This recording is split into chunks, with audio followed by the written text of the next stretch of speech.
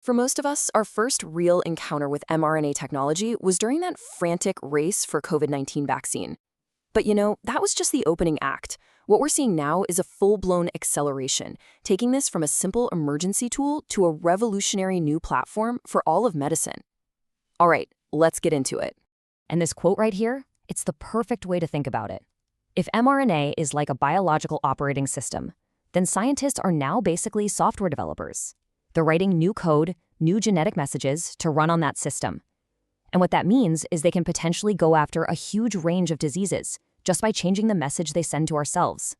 So here's how we're going to break it all down. We'll kick things off with the moment mRNA proved itself on a global scale.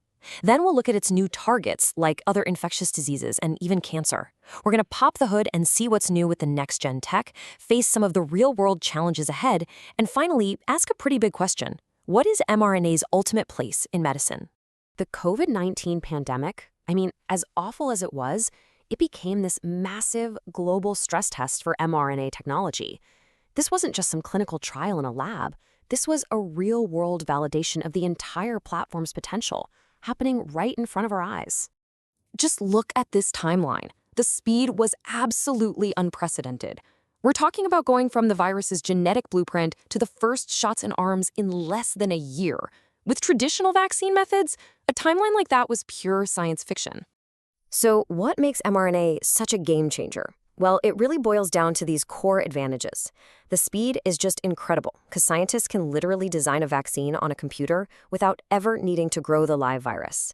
The flexibility is huge. It's like a plug-and-play platform where you can just swap in the code for a new bug.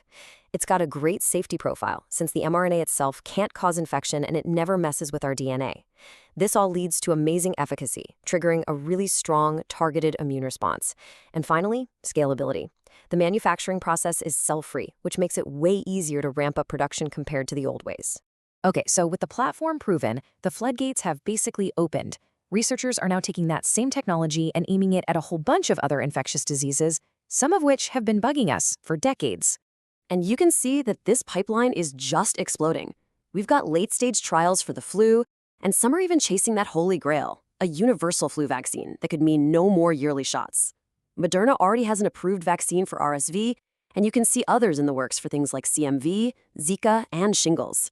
The versatility is really on full display here.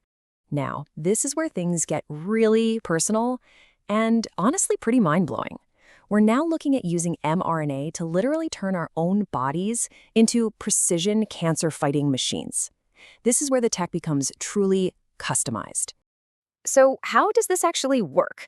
Well, it's like creating a custom-made key for your immune system's very specific lock. First, doctors take a sample of a patient's tumor and sequence its DNA to find all the unique mutations, the little flags that make it different from healthy cells. Then they design and manufacture a custom mRNA vaccine that tells the immune system, hey, this is the bad guy, go get it. The vaccine then trains your body's T cells to act like heat-seeking missiles that hunt down and destroy only the cancer cells, leaving all the healthy stuff alone. But wait, it gets even better. Researchers stumbled upon something amazing. These mRNA vaccines can actually supercharge existing cancer treatments. So the vaccine sounds this massive alarm, right? It puts the immune system on high alert. The cancer cells, trying to survive, throw up these defensive shields, a don't eat me signal called PD-L1. And here's the magic. Existing immunotherapy drugs are designed to do one thing, block that exact signal. It creates this incredible 1-2 punch. And if you want to see the result of that 1-2 punch, look at this. A major study at MD Anderson found that cancer patients who got an mRNA COVID vaccine while they were on immunotherapy were twice as likely to be alive after 3 years. That's a huge deal. This unexpected teamwork could dramatically change how many people benefit from these life-saving therapies. So all of these incredible applications we're talking about, they're not just happening on their own. They're being driven by some serious tech upgrades. We are now officially moving into the era of mRNA 2.0, with next-gen designs that are way more powerful, more stable, and more precise. First up, we've got self-amplifying mRNA, or SAR. The easiest way to think about this is like installing a turbocharger on the original engine. It has extra genetic code that tells the cell, hey, make a bunch of copies of this instruction sheet before you get started. This amplifies the whole process, so you get a much stronger, longer-lasting immune response from a much, much smaller dose. And then there's circular RNA.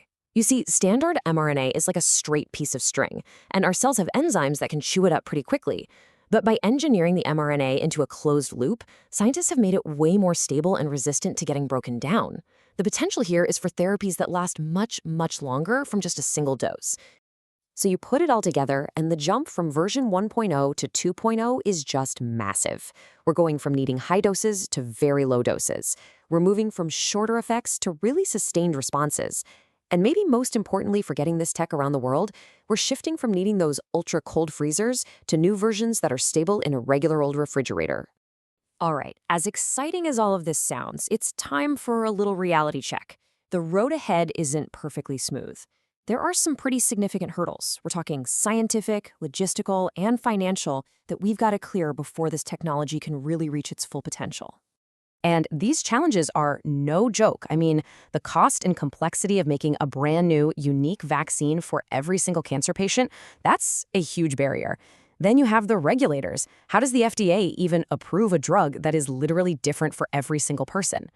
And we can't forget about the delivery system itself, those tiny fat bubbles called lipid nanoparticles that carry the mRNA. We have to perfect them to make sure the message gets to exactly the right place in the body. So yeah, we need innovation not just in the lab, but in manufacturing, in policy, and in global infrastructure. But, even with all of those hurdles, the direction this is heading is pretty clear. mRNA technology is growing beyond its start as a vaccine tool and is really starting to look like something much more fundamental to how we practice medicine itself. The really big vision here is using mRNA for a massive range of therapies. I mean, just imagine using it for protein replacement to treat rare genetic diseases, or to deliver gene editing tools like CRISPR right inside the body. It's truly evolving from just a preventative tool to a versatile platform for treating disease. And that all leads us to this final massive question. For a long time now, medicine has stood on two main pillars: small molecule drugs, think aspirin, and biologics, like antibodies. But all the evidence is building that these programmable, information-based mRNA therapies might just be taking their place as the third pillar, fundamentally changing how we discover, develop, and deliver the medicines of the future.